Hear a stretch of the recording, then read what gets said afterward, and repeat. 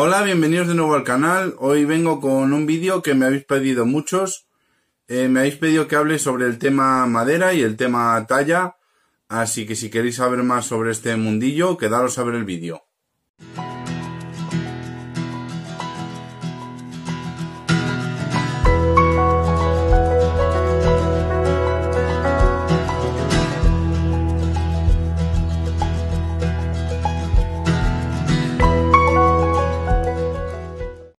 Bueno, ya estamos aquí. Deciros que este mundillo es muy extenso. Yo tengo varios libros al respecto.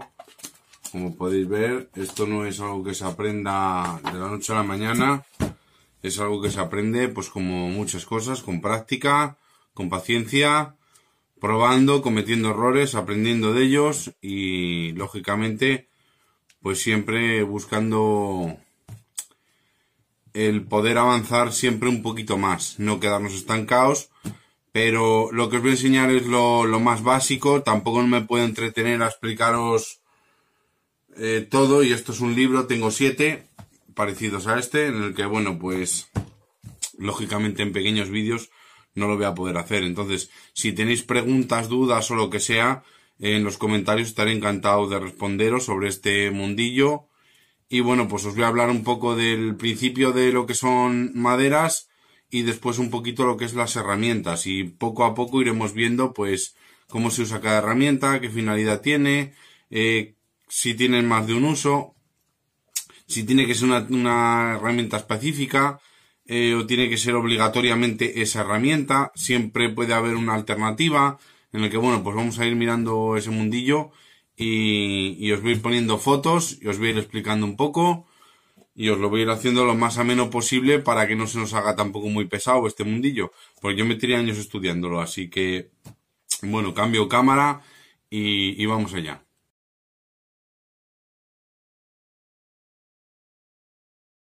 Bueno, ya estamos aquí. Traigo unos ejemplos para explicarlo y que sea más fácil y así sea todo más rápido.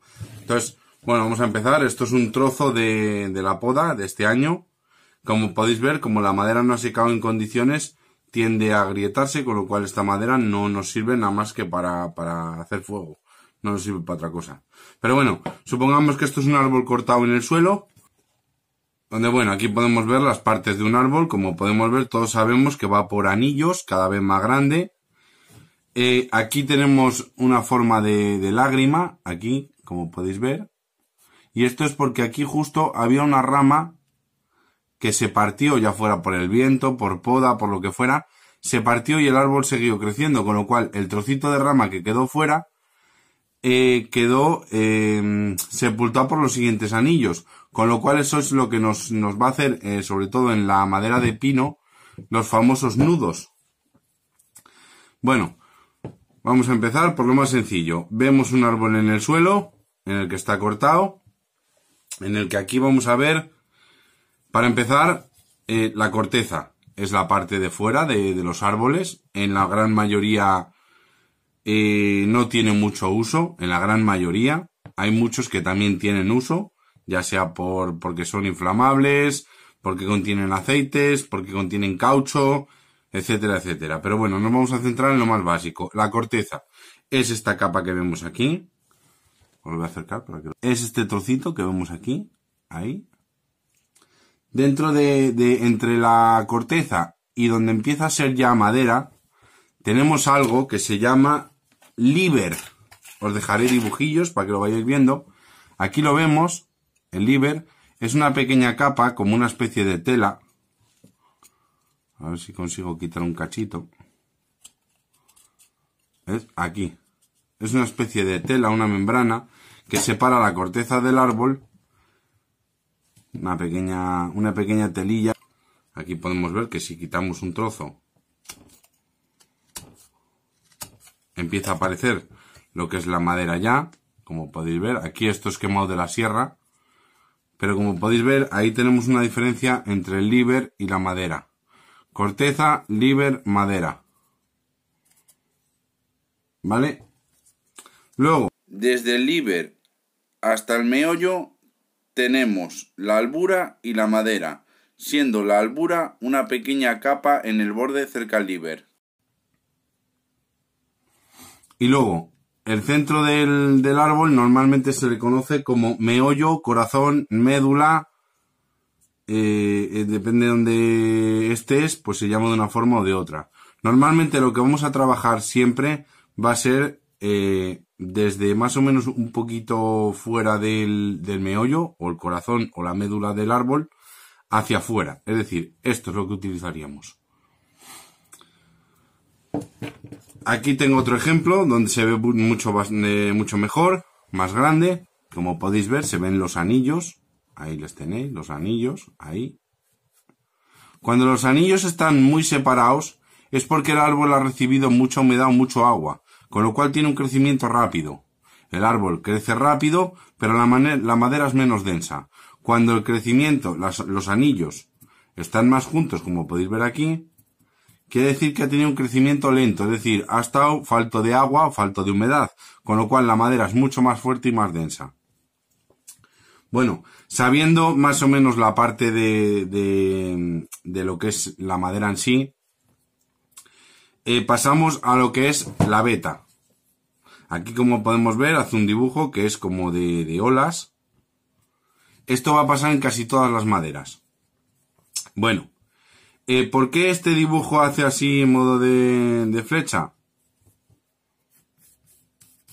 Porque si os dais cuenta, la veta que se va alejando es lo mismo que si cortáramos aquí. A esta altura pasaría exactamente lo mismo.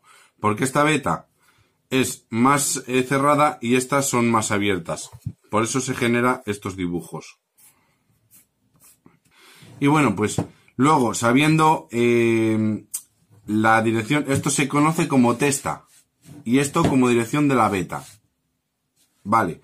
Sabiendo esto, ahora tenemos el famoso palito, donde vais a ver que aquí se ven las vetas también. Son unas rayitas, ahí las podéis ver, estas. Entonces, aquí ahora, sabiendo esto, tenemos que tener dos cosas en cuenta. Mira, aquí podéis ver la línea de la veta, ahí. Y aquí tiene otro cambio de veta. Y aquí tiene otro. Ahí tiene otro y ahí otro. Entonces, como podéis ver, la veta tiene la parte dura, que es la parte oscura. Eso es la parte dura. Y lo de entre medias es la parte blanda. Normalmente la veta suele dar bastante más trabajo a la hora de talla y demás. Pero bueno, a la hora de trabajar la madera deberemos de tener en cuenta, y esto cuando lo digo la gente se ríe, pero es cierto, si nosotros le preguntamos a la madera, siempre nos va a decir en qué dirección va la veta. A ver, no te lo dice hablando, pero cuando tú coges una madera y pasas el dedo así, lo notas más rugoso, más áspero que así. Así es más suavecito. Entonces, en la dirección que lo notas más rugoso, digamos que lo que haría la veta es, exagerándolo, sería estar así. Entonces, lógicamente, si esto lo exageramos, a la hora de pasar la mano hacia acá nos lo vamos a encontrar que nos pincha, que nos frena. Y a la inversa lo que hacemos es peinarlo, con lo cual molesta menos, no es tan áspero. Ahí vemos los anillos de la madera. Entonces, siempre vamos a intentar trabajar en la dirección de la veta. Luego nos podemos encontrar, como por ejemplo, este es el caso. Aquí tenemos un pequeño nudo, ahí, un pequeño nudo que justo ha sido cortado. Pero si nos fijamos, la veta aquí va en dirección hacia arriba. Como podéis ver, a ver si quiere. Aquí esta desaparece aquí, la siguiente desaparece aquí, la siguiente ya desaparece aquí arriba. Y aquí ocurre lo mismo. La veta va hacia arriba, con lo cual, desde este nudo hacia allá es en dirección de la veta, hacia allá, pero desde el nudo para acá es hacia allá. Eso se llama un cambio de dirección de la veta. Esto hay que tenerlo muy en cuenta en maderas como pino, abedul, que son maderas blandas de veta ancha, en la que, bueno, si nosotros cogemos un filo y vamos en la dirección de la veta, pues es probable que el ángulo que llevamos lo podamos mantener. A ver si se ve. Ahí, como podéis ver, el ángulo le puedes mantener. Aquí pasaría lo mismo. Como podéis ver, el ángulo le puedes mantener. La pieza que sale es pequeñita.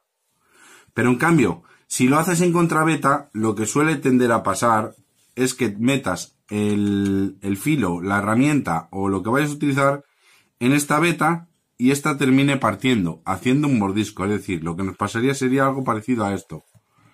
Como podéis ver, el filo, en este caso el cuchillo, tiende a seguir la veta que veíamos aquí antes. Ahí, como podéis ver, ha entrado por la veta y tiende a ir por la veta. Este mordisco que nos va a hacer aquí, normalmente suele ser molesto. ¿Por qué? Porque luego a la hora de rectificar este trozo de mordisco, nos va a dar guerra en el resto.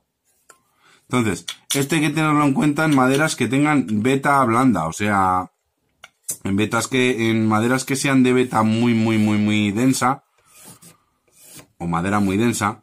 Esto casi no se tiene que tener en cuenta, pero por ejemplo, cuando lo hagáis en pino, sí lo tenéis que tener en cuenta por eso, a la hora, por ejemplo, de hacer una cuchara.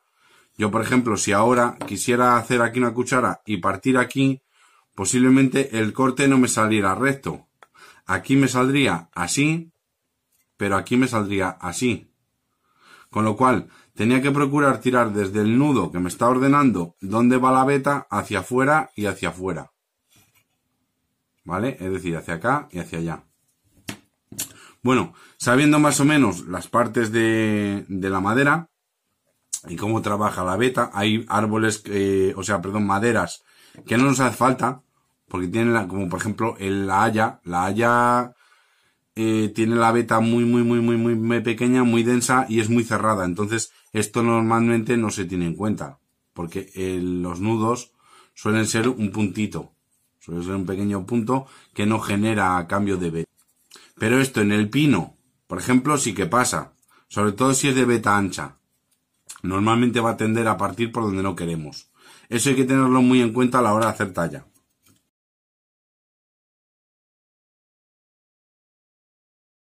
Bueno, aquí, perdonad por el movimiento, porque es que estoy un poco con la mano en el aire. Aquí os enseño una pequeña muestra de algunas herramientas que se pueden utilizar para talla, aparte de para otros trabajos.